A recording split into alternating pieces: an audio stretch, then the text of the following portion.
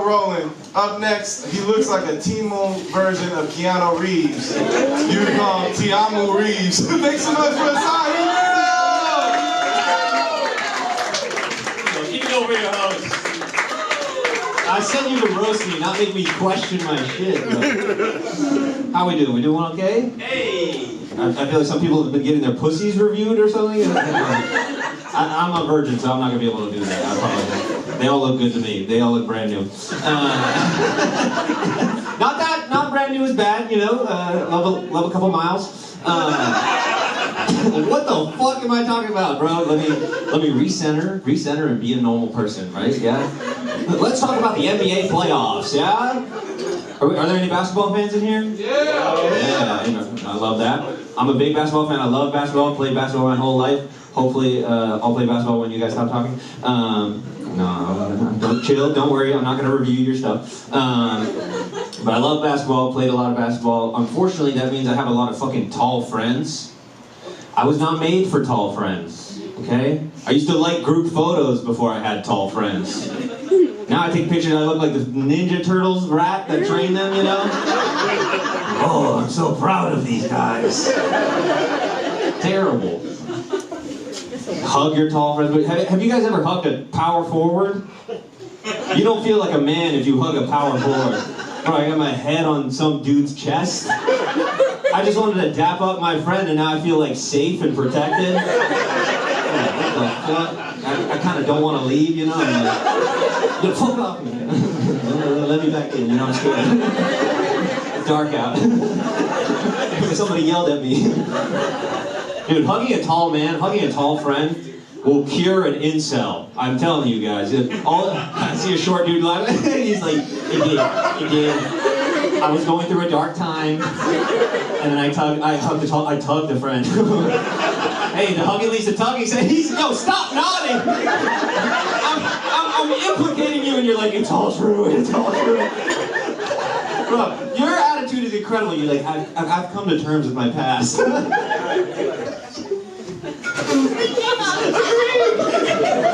Dude, you need to go around the world speaking to like troubled young men. Just be like, hey man, I know you're mad. I know all the dating apps, the girls say you must be 6 foot. That's fine. Just hug a tall guy, sell your gun, cancel that plan. All right? Sometimes I try to be loose on stage and I regret it. Alright, back to the basketball, back to the less scary stuff. Have any of you heard of Victor Wembanyama? Yeah, maybe some people. Okay, so if you haven't heard of Victor Wembanyama, he's an NBA player. He's fucking like 1,000,000 feet tall, but somehow has the agility of like a tiny Filipino. Have we seen tiny Filipinos? Maybe we're not familiar. But imagine like, okay, so now we get the imagery. If you're not familiar with the NBA, that's what they show in between gambling ads. This joke is brought to you by FanDuel and Kevin Hart. Not to be confused with Kalshi, the official gambling sponsor of the war in Iran. Are we mad about the war or Kalshi? Just Trump. I mean, I agree. The war is obviously a distraction, right? From the Epstein stuff. Do we agree on that? If you don't, it's okay. You can beat my ass after the show. I'm a pussy, but I think it's a distraction. Okay, I think it's a distraction, which is kind of crazy to try and distract people from your pedophile scandal by starting a war nobody wants, except for these guys. But that's crazy. It's a weird kind of way to like distract from a shitty thing with an even worse thing. Like, it's like if I try to cover up a fart by shitting my pants. People are like, oh, Mr. Trump, what about the evidence? And he's like, Iran! Oh, God, JD, come clean this up, please. Oh, Mr. President, what a big, nice poopy you made. Well, you know JD loves cleaning that shit up. I'm sorry, I'm torturing you guys right now, but come on. JD loves cleaning that shit up. Other people try to go clean it, and JD's like, no, it's mine, it's mine. I earned this.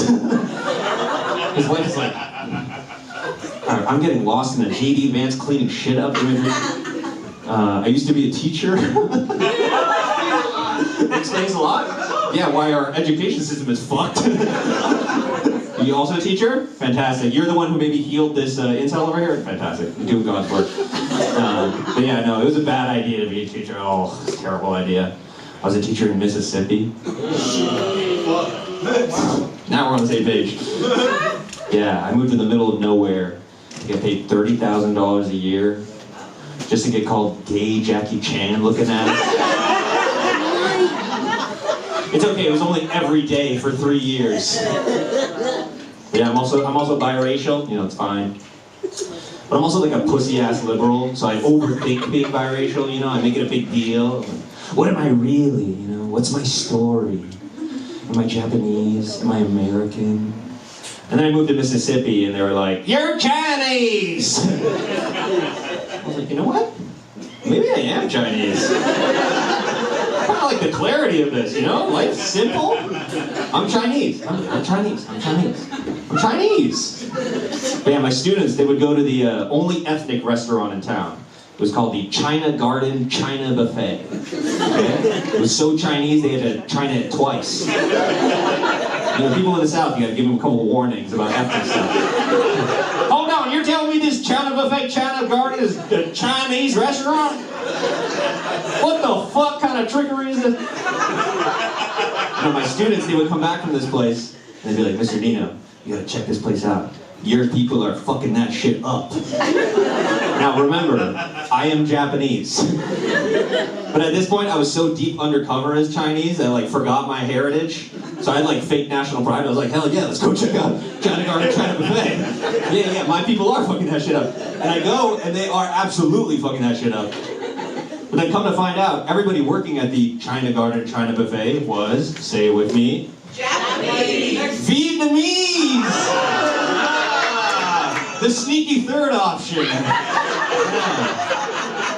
But like I had respect, you know, I looked at those hardworking Vietnamese people with my Japanese eyes and I knew they were Chinese just like me.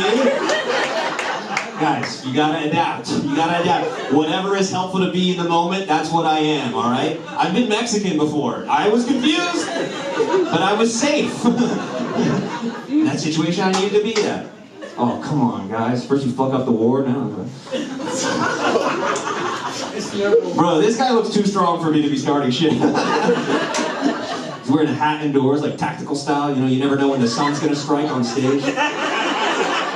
I need full sight at all times.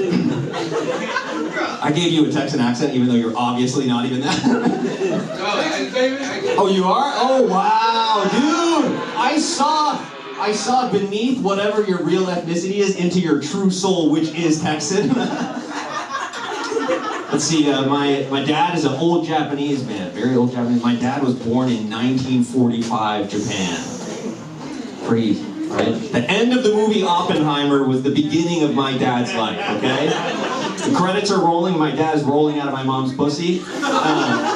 Yeah, you gotta stay after the movie, you know, like Marvel movies, they show. My dad has a post-credit scene. But no, it's kind of crazy. You know, my dad was born as this like crazy, like the bombs were falling. When I was born, the Super Soaker was invented. Honestly, maybe a bigger deal. I mean, when's the last time one of you used a nuke?